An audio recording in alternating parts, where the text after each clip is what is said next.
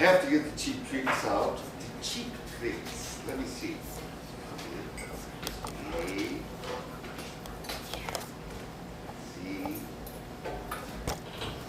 Oh, ACD. Now that's kind of funny.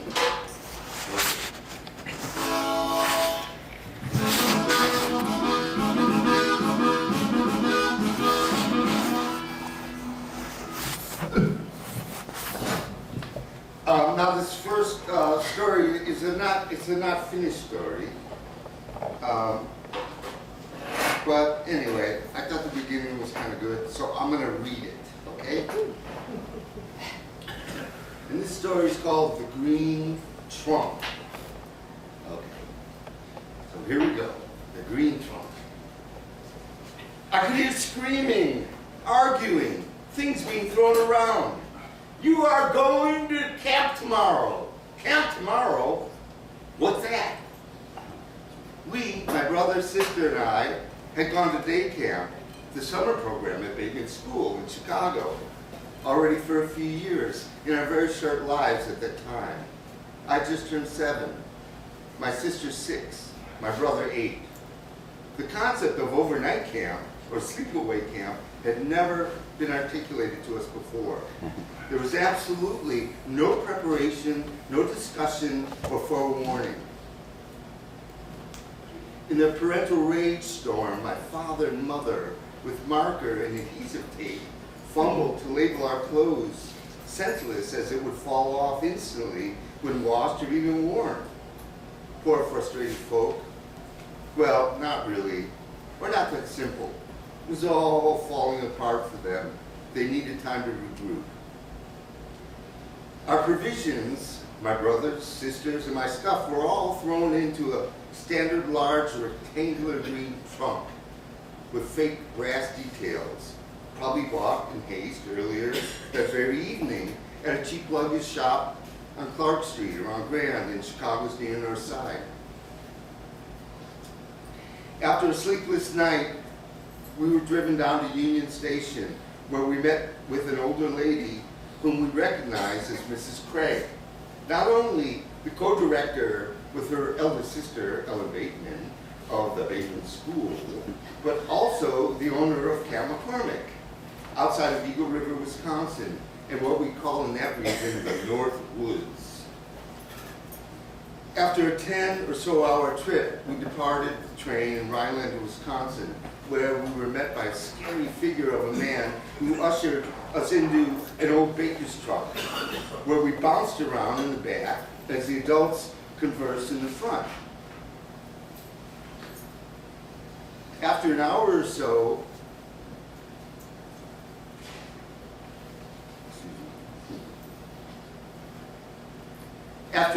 of zooming through the black void of country night, we pulled to a stop.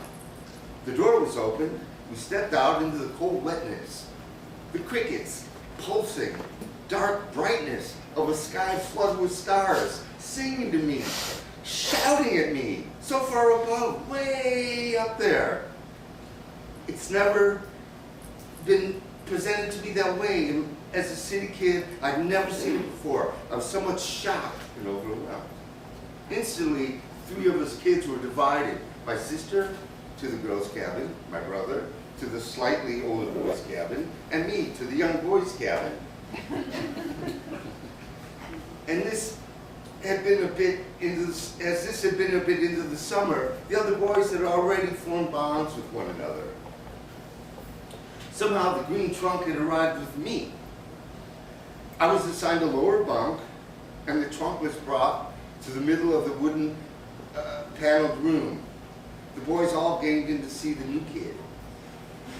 The counselor opened the trunk. Girls' underwear, a stuffed horsey doll. They all laughed, not particularly malicious or in a bullying way, but nonetheless humiliating me. As exhausted as I was, I couldn't sleep. I was cold, and I silently sobbed.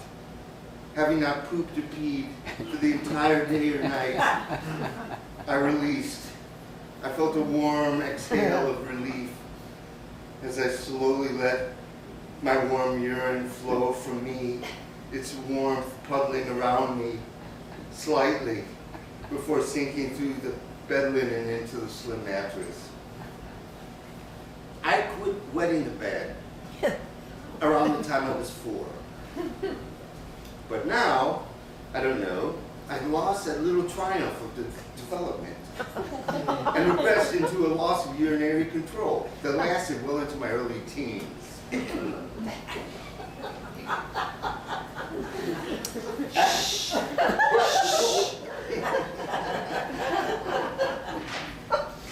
So it's not an uncommon thing. So, excuse me, I'm not going to go on or to examine here the multi-layered humiliations of bedwetting, as it is not the point of this little telling.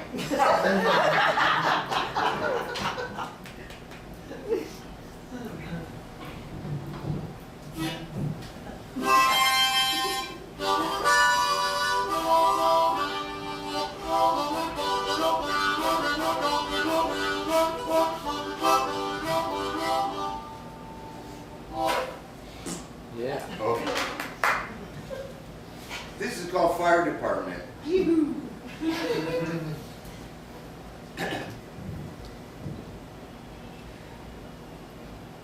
These are all 100% true stories, by the way. Not really. I made them up.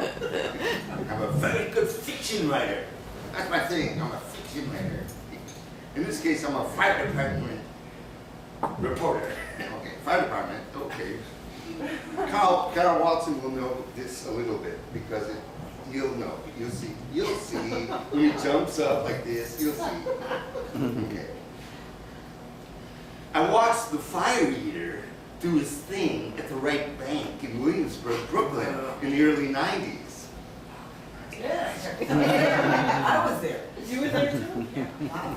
Some bespectacled, cold, bearded, drunken Japanese guy being goaded by his buddies asked if he could try. Oh, I remember this. The guy gave him the plastic quart bottle with the lighter fluid, gasoline or something, and the skewered flaming cotton ball. I just ordered a pint of beer and could plainly see that this was not going to go well. I watched the Jap guy put the bottle to his lips. He, not expecting the foul, gaseous taste of the accelerant, let it dribble down his hairy chin.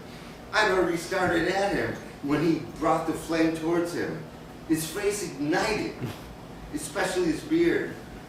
I took 3 large, giant daddy steps, splashed my newly bought full pint into his face, patted the smoldering down on his bewildered face, and stepped back as his friends came to his aid. He was a bit stunned, and on inspecting his charred mug with his hands, he uttered, "Where are my glasses?" I noticed something under my right foot. His smashed grasses. I picked them up and gave them to him. Oops. A few days later, the sweet and lovely bartender who had witnessed the above came into my corner bar, Mars Bar, and gave me a little toy mini fire engine, which I still have somewhere. Yeah. Who was that bartender? Your old girlfriend Amanda, I believe. And was that Akira? What's that? Akira? Okay. Maybe, I don't know. No, it wasn't Akira, it was that, there was another guy. that But you remember that event? He had the studio on, See, I wasn't lying. Okay. he used to have. Okay. It wasn't Akira. Quiet your back, please. Get along later. In the bathroom.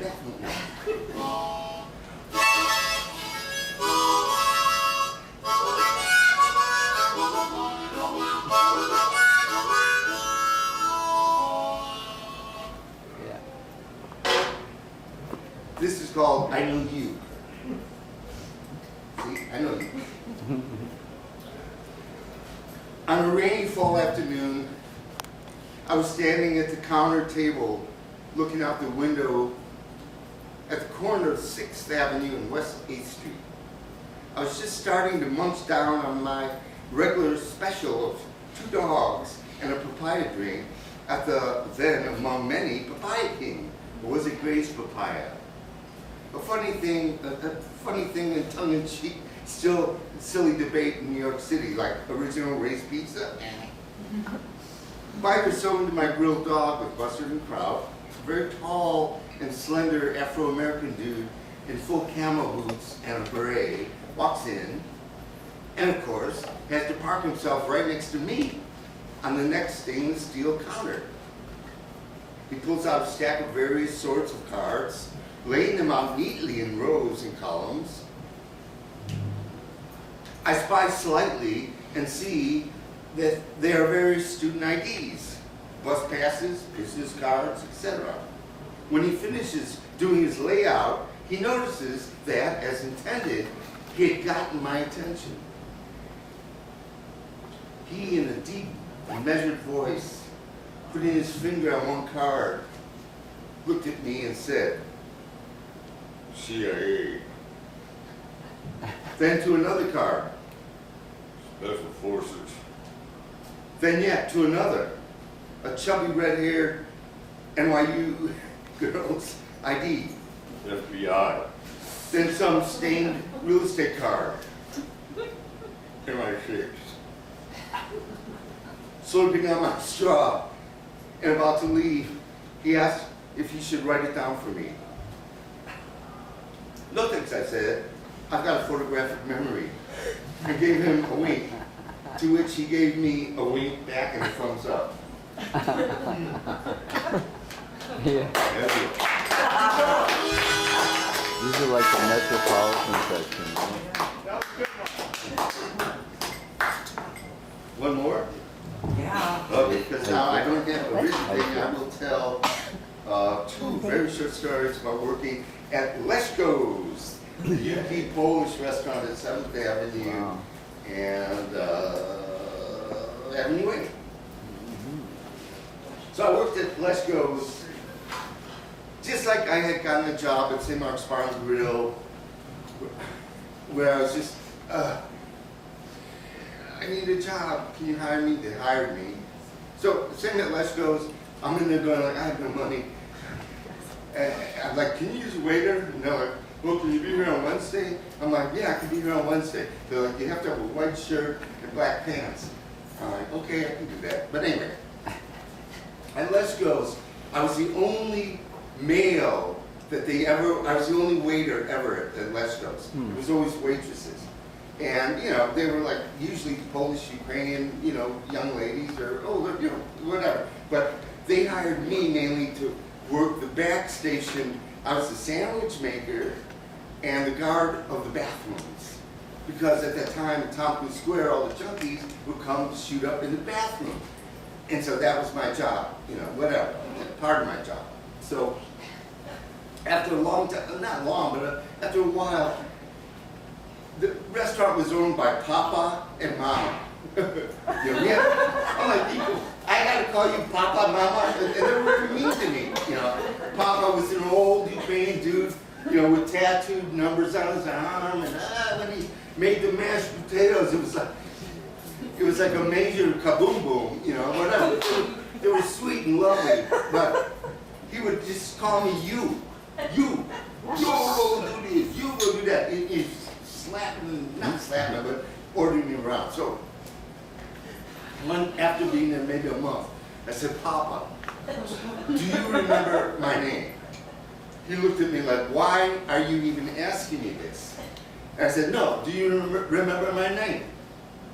And by that time I had learned that the word for sour, I learned many words in Ukrainian and Polish, but the word for sour cream is smetana. So he's going, I said, Papa, don't worry about it. I know you don't remember my name. My name from now on is Smetana. He goes, Smetana, but Jim, who cares? Go back to work. And that was that. But I became known as Smetana on Avenue A, in that, like, between Lucy's, still to this day. They call, if I see them really old, they're like, Smetana, how you doing? Yeah, well, whatever. So, anyway, that's how we became Smetana. So, Papa could see that when my friends came in, I would give them, you know, a big portion of whatever. And he got pissed off at me. Because a friend of mine came in and he sat at the counter. And I just gave him a big pile of coleslaw, you know. And Papa goes, he kind of grabbed me back into the kitchen. Then he goes, no! And there was a little like dish, you know, the coleslaw dish. And he went like the proper size for the coleslaw dish, you know, and it, you know, scraped it all up, you know. And he goes, like, what did you do? He yelled at me like, anyway, that should have gone before he brought me back. But it was funny the way he said, what did you do? Now here's a little funny end, is that my wife Rick and I, our first date, because I'm so cool, was at Westwood's. And I forgot to bring my money. And so we went to Westwood's. And she goes, you know, I only have enough money for my meal. And I'm like, We'll are you split it. kidding me? I mean, we can't share a bowl of soup or something. I'm like, this isn't gonna work out. But I went back, I was living at 12th Street, 2nd Avenue, you know, got my money, you know, came back, whatever, we had a nice time. So occasionally, we would stop at Leschko's. And by this time, Papa knew me, like me and his 3 sons, like, you know, I was like a nice Polish kid, you know, Smetana, hey, Smetana, you know, whatever. So Rick and I would go in once in a while to Leschko's, and Papa would come sit in the booth, Smetana, and then he would instantly fall asleep. So Rick and I are sitting there like, Papa's sleeping. You know, a little tidbit on the end of that is that Papa had 3 sons. The first one was an older dude who just was an alcoholic and didn't want to do anything. The second, Michael, was like the one. And then the third, his youngest child, Philip, was like an architect. He was the shining example of, you know, and there's no way he was going to work in the business. The oldest brother, there's no way he was going to, but Michael was going to be the dude. And so Papa, who not only owned Leschko's, owned the building, bought the building on 9th Street between 2nd Avenue and 3rd, and opened up the cloisters for his middle son, Michael, to run a hip place, not like a Polish diner. But if any of you went to the cloisters, it had an open around thing, and anyway, there we go.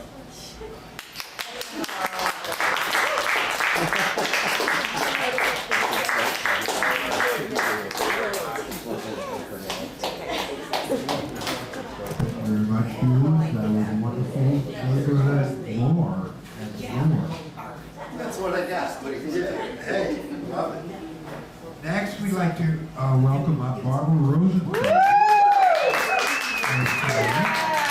She is an artist, writer, performer, and philosopher whose novel, Wish for Amnesia, explores themes of contemporary life. She taught at Parsons School of Design and CUNY. Please welcome her.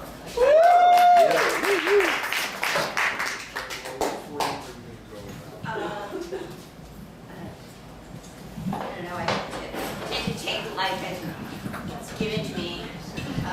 Dr. Otto Run wrote that the difference between a neurotic and an artist is that the neurotic tries to make life, you know, which is not possible because it keeps coming at you, but the artist can actually make everything and take as long as you want, do it over and over, make it better. Well, a little bit of both. But anyway, this book, I've been working on this novel for over 50, closer to 16 years. And like all my projects, they keep expanding and changing. over time. So what I've been doing with this, and there's 2 of them for sale at different editions. What I've been doing with the readings is trying to make a video of all of the readings that I've done wherever. The initial 1915 edition was a white cover, and that opened in Lecce, Italy. So where we are now is a more current edition. There's been a big fight between publishers and Amazon, so the new ones are almost not available at all until they do something about that.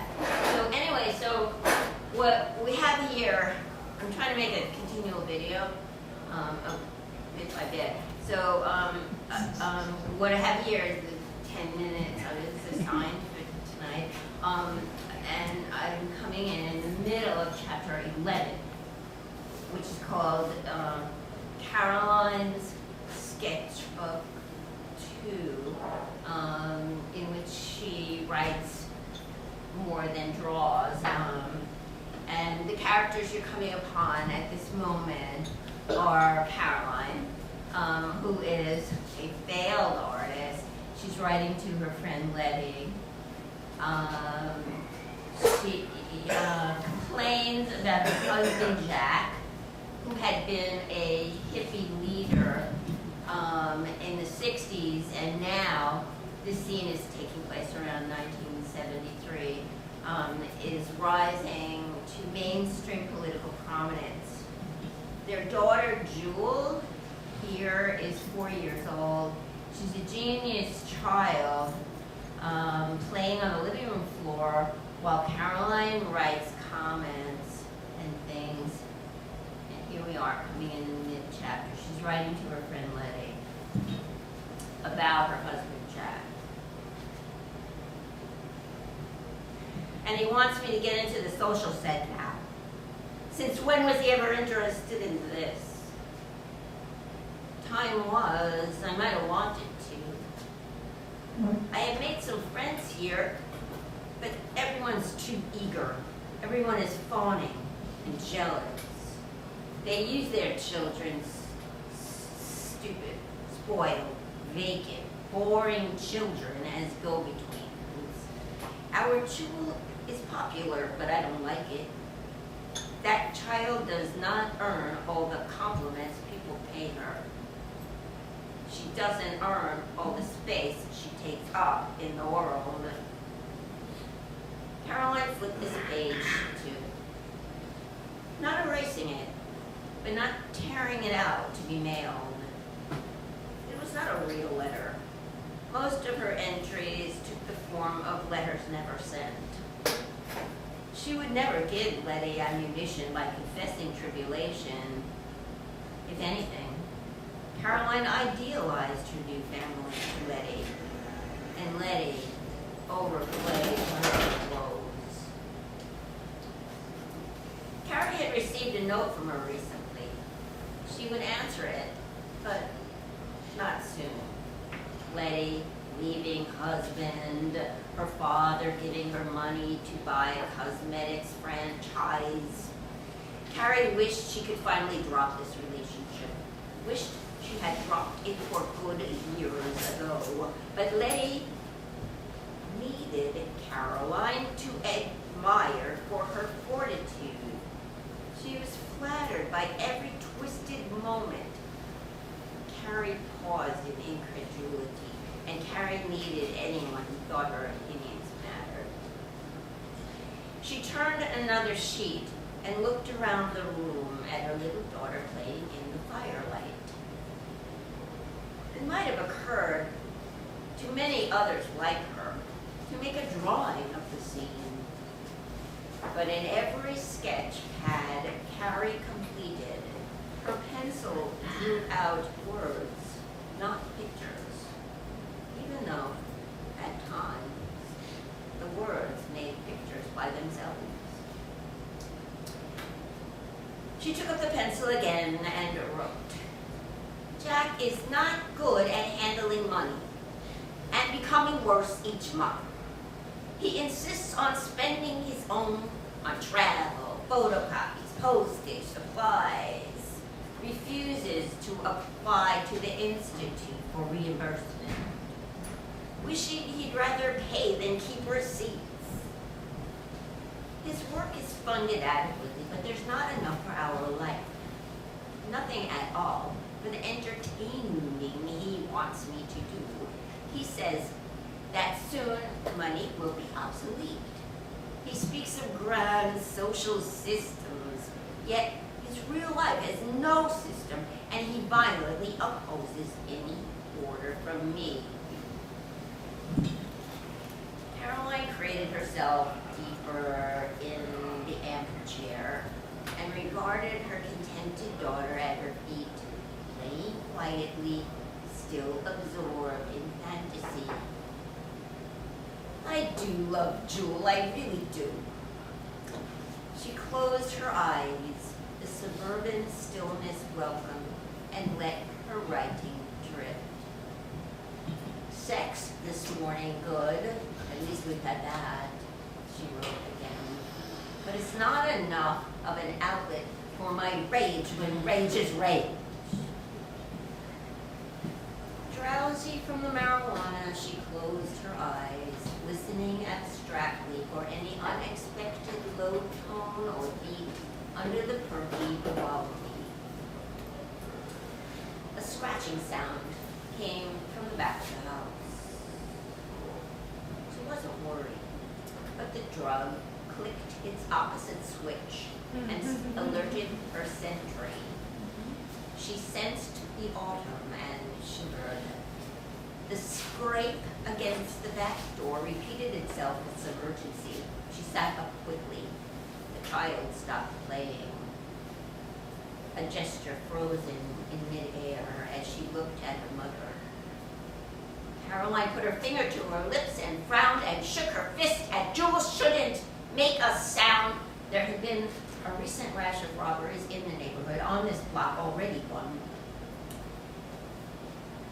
Caroline clung to the arms of the chair and listed Jack's brand new private computer and other things visible from the windows. Her eyes jumped to the gray, glowing screen. With this new computer, Jack worked privately on material he kept secret from the Institute. Some of the work went far beyond the simple encoding of population statistics. And he had set up some kind of equipment above the garage, too. Carrie took a mental inventory of what a burglar might be after. For many moments, she and Jules stood stock still, listening through Vivaldi's energetic harpsichords and flutes for sounds of danger. There hadn't been another noise. Caroline shrugged. Jewel adjusted slowly back into play, unlocking her eyes from her mother's, no longer on the door. Perhaps smoking weed had magnified the normal nighttime sounds. Probably just a car order. She could build up the fire in the fireplace to dispel the chill that had set in. She would, she thought. The wood was already stacked, but if she got up, the child would spark and be sure to whine some question or some want, and then whatever she did for her wouldn't be perfect, and then she'd have to go get something else and do something else that had to be done before the thing to be done could be done, and do things once and over and over. Caroline looked at Jewel resentfully. The child's eyes were again fixed on hers. Her small body again immobilized in a fearful gesture awaiting instructions. Caroline slumped back in the old chair. She rolled her eyes diagonally and motioned Jewel resume play. Not bother her, or speak, or ask what happened. What if there had been a problem? Would she protect her daughter if she had to? Or would a child weigh a woman down, keep her from saving herself in an emergency, prevent her from running fast enough, getting out in time? How many women were lost in massacres trying to rescue their children? Look, Mommy. Jewel tried to take advantage of her mother's grief, concern, taking a chance, disregarding her unmistakable gesture of dismissal. She wanted to show her something wonderful. Inside the dollhouse, shots from Caroline's lamp reached through the tiny windows to figures Jewel had placed so that the ribbons of light touched each painted face, giving the toy family a holy look.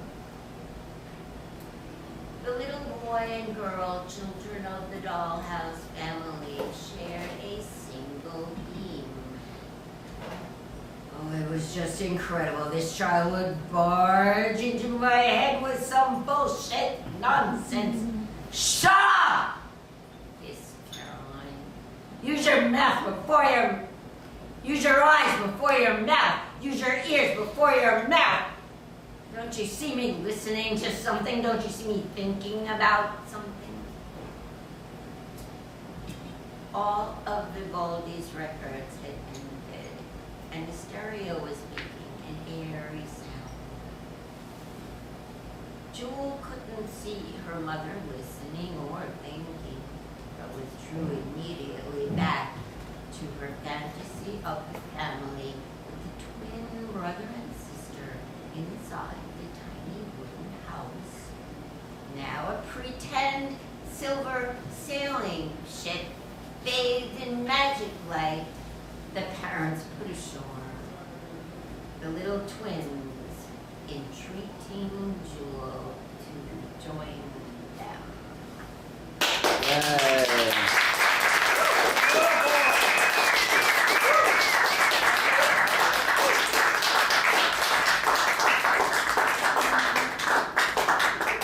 Thank you very much.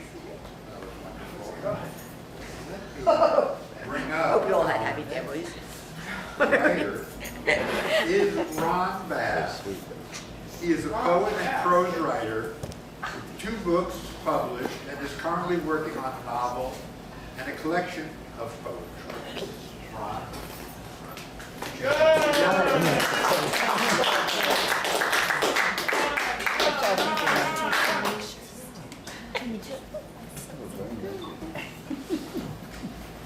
Sir Ed is a short fable about the poetry spouting astral horse. I first encountered Sir Ed during a bout of sleeplessness after a performance in which I recited a few sonnets and other short poems, read fiction I had written earlier that day from a short story I was then working on, and sang some of my songs, accompanying myself on harmonica and ukulele. The performance was perhaps the best I had done to date. The venue was in Kensington, way out on the F train line. I got home just after 10:30. Around midnight, I admitted to myself that I was still too keyed up to fall asleep. While I was lying in bed, imagining I would never sleep again, a majestic white horse appeared in the vision field in front of my closed eyes. He seemed to be beckoning to me, imploring me to climb onto the saddle on his back, and so I did.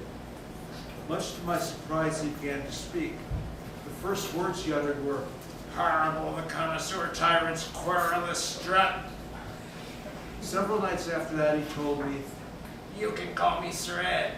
I am the knighted son of Mr. Ed, but unlike my sire, I am not a windbag. If you really want to know, and I assume you do, I was knighted shortly after his coronation by King Charlie Tampon." Sir Ed always led the way. After we had gone on several adventures, he confided, "I'm an astral horse, but I never fly. Flying is something only servants do. I always travel on the ground." On the first night, Sir Ed took me through a dense forest of oak, pine, and hawthorn trees. After riding for what seemed like many hours, we came to a small clapboard cottage with a stream of smoke coming from the chimney. At that point, I was exhausted and hungry. I climbed down from Surratt, tied him to a hitching post, and knocked on the front door. It was opened by a pale and beautiful raven-haired woman who looked to be about 19. She was soon joined by what appeared to be her twin sister. I was invited in for dinner, which turned out to be a hearty venison stew with turnips, parsnips, and squash. After dinner, I was given a strong, sweet cordial. I was starting to get drowsy and figured it was time to go outside and get back on Surratt. But then the sister who had answered the door spoke, apologizing for the humbleness of their cabin, which only had one bed, but if I didn't mind sharing it with them, I was welcome to stay the night. Surratt and I rode back through the forest a couple hours after daybreak. As we were approaching the spot where Surratt was going to drop me off, he declaimed, "When the intense drug universe explodes in a cascade of unendurable color and leaves us gasping naked, this is no more than ecstasy of chaos. Hold fast with both hands to that royal love, which alone, as we know certainly, restores fragmentation into true being." On our third night together, Surratt took me on a long ride through desert terrain. I sensed we were somewhere in the Chihuahuan Desert in the American Southwest, given the prevalence of agave, yucca, and ocotillo. After we had been riding for what seemed like many hours, I began to perceive a faint white glare off in the distance. As we got closer to the source of the light, I could hear music playing. It didn't take long for me to identify it as a particularly wild recording by the Sonra Orchestra. Eventually, we came upon a parking lot filled with strange aircraft and an assortment of odd-looking creatures. At this point, my mind started playing tricks on me. When I looked at the portion of the sky farthest away from the white glare, I saw a vast black-on-black Piranesi-like prison with some of the exterior walls cut away to allow the viewer, in this instance me, a clear view of gigantic armor-clad guards administering a wide sort of ghastly punishments to the ranks of cowering and screaming prisoners. I felt myself having to fight against being lifted off of Surratt's back and being deposited in this prison. I blacked out in absolute terror. For how long, I do not know. When I came to again, I was still on Surratt's back, and he was reciting, "Cyclones of ecstatic dust and ash, royal crusaders from hallucinatory citadels of shattered glass into immaculate craters." When Surratt finished, I noticed the spectral prison in the sky had vanished, and I no longer felt like I was being lifted off his back. By this time, we had arrived at the takeout window of a huge, white, neon-clad structure resembling a classic 1950s version of a movie depiction of a flying saucer. The letters AIB in bright crimson neon identified it as being part of a chain of Adams Interstellar barbecue joints. Behind the counter was a 4-foot-tall green creature dressed in an apron with copious gold embroidery, who looked more than a little like a leprechaun. When they asked for our order, Surratt replied, "2 alien critter, du jour barbecue platters with extra hot sauce, please." We silently ate our dinner, me sitting at a marble picnic table on the lawn adjoining the parking lot, and Surratt standing up beside me. Though I climbed on his back and we rode home, it was a tasty dinner and nicely capped off what had proven to be a most memorable, albeit quite frightening evening.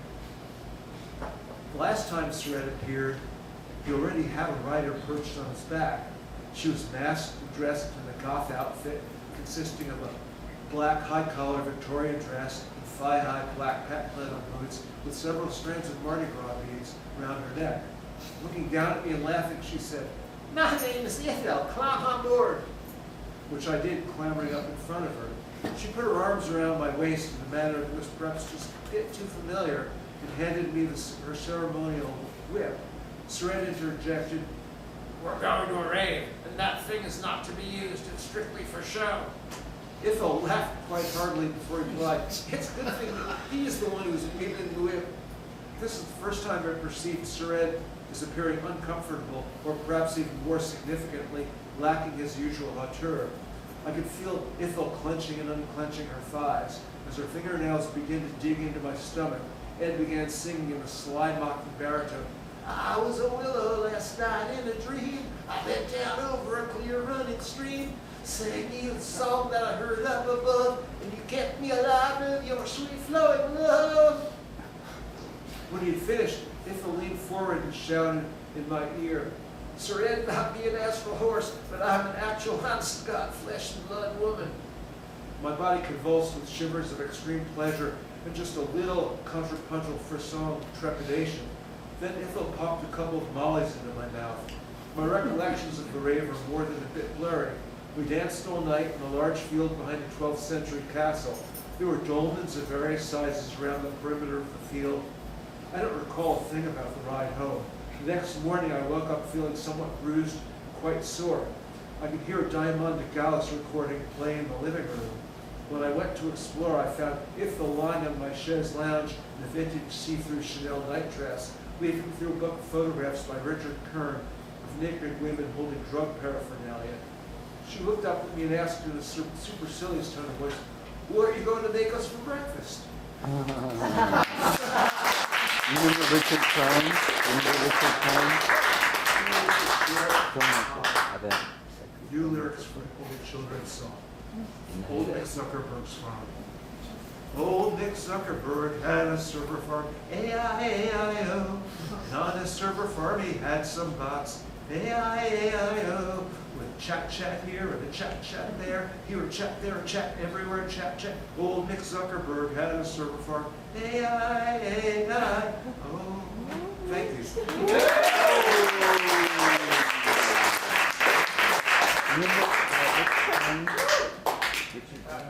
That was great, Ron. Thanks so much.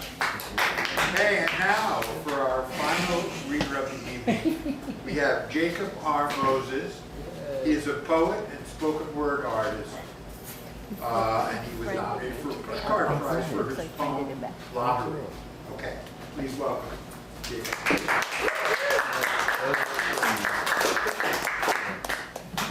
Nonfiction? I need a little bit of motion. There we go. Okay. I am a poet. I'll be doing several poems tonight. So wild to look at myself in the mirror right now, just like, yeah. This poem is called Palace Amusements. It's my dedication to Asbury Park. Yay. Asbury Park greets me within your thin-lipped, toothy smile. At the end of every labyrinth you straddle the seashore's yen. You are a funhouse mirror distorting my figure, yet always finding abundant embodiments within my gut. My navel yearns for that connection to amusement within these vibrant walls. Love was the product of jackpots won from slot machines dispensing ducats. Tokens tossed from one hand, arm pulled by the other hand. You were the windfall stashed within this chest of hazy nostalgia. Adulthood proves more haunting compared to the cart carrying me through those mysterious halls. Wishing I could be hypnotized just so I could catch a spoonful of what once satiated my satisfaction. One taste of the sacrament derived from riding a roller coaster before it became a cliche denoting a diagnosis. Before mania surged through my synapses like a Jimi Hendrix guitar solo. After rubber cars foreshadowed the accidents I faced throughout these static frequencies of depression. If you were a Eucharist, I'd be an idolater. For you were the body of a god I tasted before knowing what it meant to be a righteous Jew.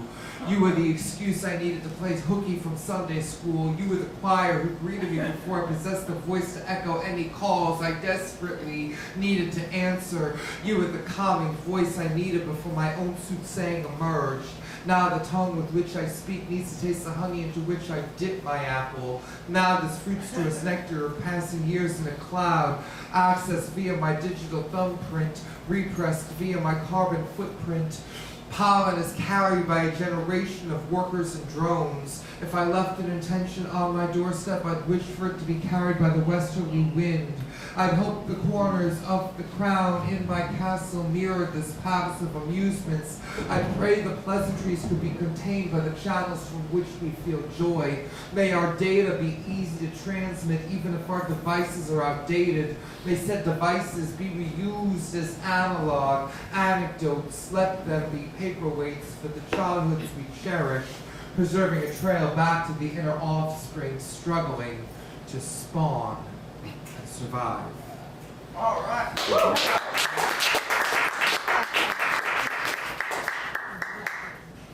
Next piece I'm going to do is an afterpiece. It's after a slam poet by the name of La Bruja.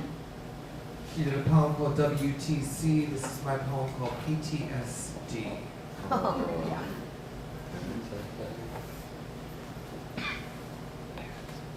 PTSD,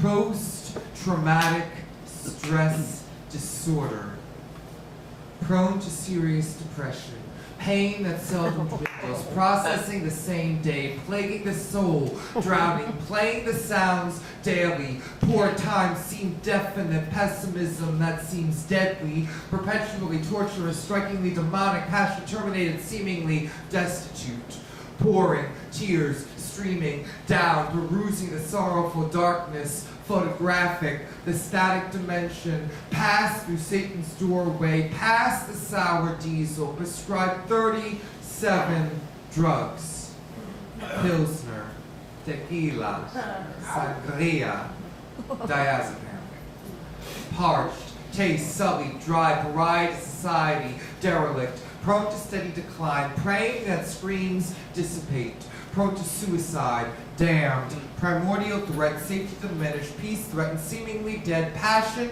tranquilized, sudden demise, past the summit, dropping, plummeting, the soul deadens, praying that solitude dissolves.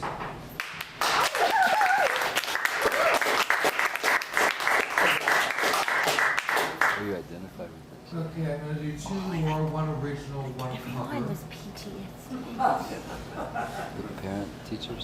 This is called Touching the Sky. I'm going to be 45 this year, which means I've lived through a predominant amount of time in the 80s. So these are my memories. 81? Sunrises on Saturday mornings before networks had 24-hour programming are vast memories. Sense of light and color from the test pattern. Darkness eradicated at the age of 4. Infomercials with Richard Simmons outline weight loss fallacies, crash diets, laxatives, vomiting, starve for a sense of belonging, excretion of identity, purging taboos of the psychic and psychotic. And then the colors of deal meal cards, ease that need to nourish my spirit, quenching my thirst for love and wisdom.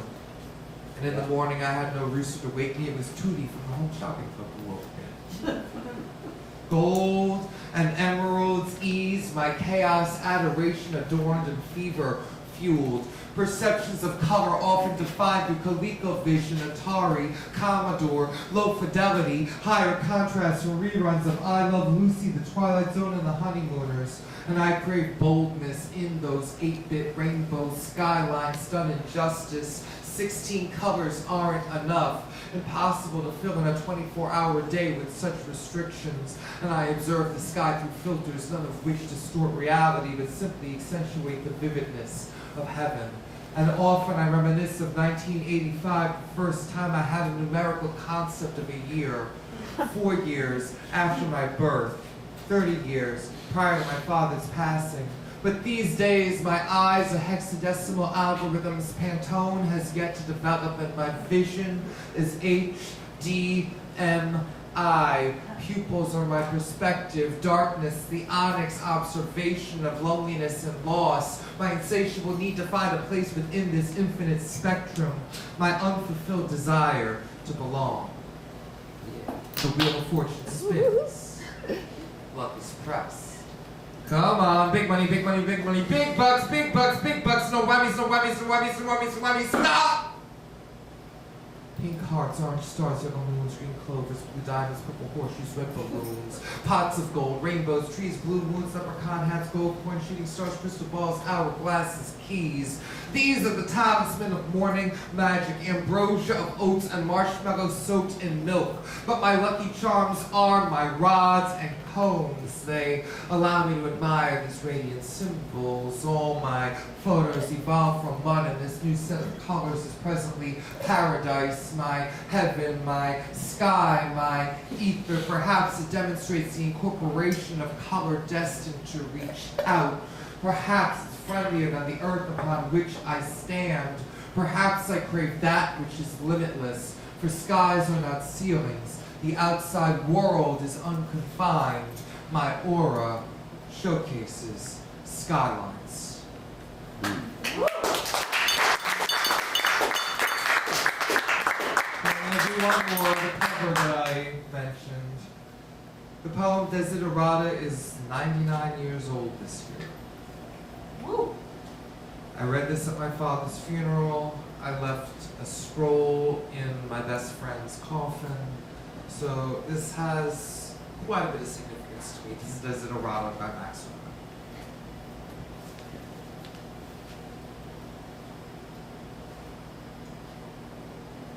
Go placidly amid the noise and haste, and remember what peace there may be in silence. As far as possible without surrender, be on good terms with all persons. Speak your truth quietly and clearly, and listen to others. Even the dull and ignorant, they too have their story. Avoid loud and aggressive persons, they are vexatious to the spirit. If you compare yourself with others, you may become vain and bitter, for always there will be greater and lesser persons than yourself. Enjoy your achievements as well as your plans. Keep interested in your own career. However humble, it is a real possession in the changing fortunes of time. Exercise caution in your business affairs, for the world is full of trickery. But let this not blind you to what virtue there is. Many persons strive for high ideals, and everywhere life is full of heroism. Be yourself. Especially do not feign affection. Neither be cynical about love, for in the face of all aridity and disenchantment, it is as perennial as the grass. Take kindly the counsel of the years, gracefully surrendering the things of youth. Nurture strength of spirit to shield you in sudden misfortune, but do not distress yourself with dark imaginings. Many fears are born of fatigue and loneliness. Beyond a wholesome discipline, be gentle with yourself. You are a child of the universe no less than the trees and the stars. You have a right to be here. And whether or not it is clear to you, no doubt the universe is unfolding as it should. Therefore, be at peace with God, whatever you conceive him to be. And whatever your labors and aspirations in the noisy confusion of life, keep peace with your soul. With all its sham, drudgery, and broken dreams, it is still a beautiful world. Be cheerful. Strive to be happy. Jacob R. Moses, thank you. All right.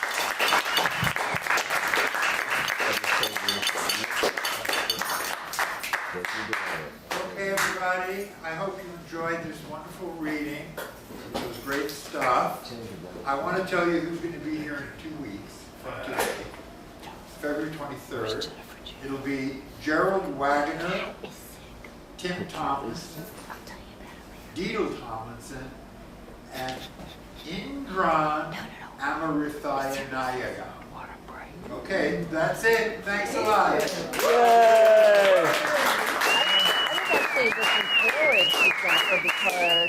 I told Austin I wanted to ogle her. Novelist thing. So I want to find. I lost my glove somewhere. I know. All right, I want to turn this I'm gonna look for my glove.